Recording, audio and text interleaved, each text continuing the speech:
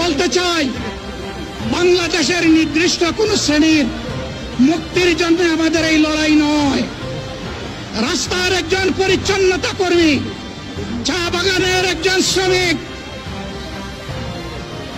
রক্ত পানি করে ঘাম জড়ানো আমার একজন রিক্সা চালক ভাই মাঠে ময়দানে বাংলাদেশের মানুষের মুখে যারা এক মুঠো ভাত তুলে দিতে চায়, আমার সেই কৃষক বন্ধুটি, আমি তাদের হয়ে আজকে এখানে কথা বলতে এসেছি।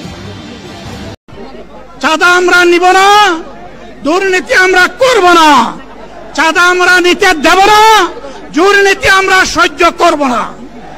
বলছিলাম জামাতে ইসলামী যদি আল্লাহর ইচ্ছা এবং জনগণের ভালোবাসায় বাংলাদেশের মানুষের সেবা করার সুযোগ পায়, তাহলে মালিক হবে না, সেবক হবে ইনশাআল্লাহ। আজ আমি ঘোষণা দিচ্ছি, লক্ষ জনতাকে সাথে নিয়ে বাংলাদেশ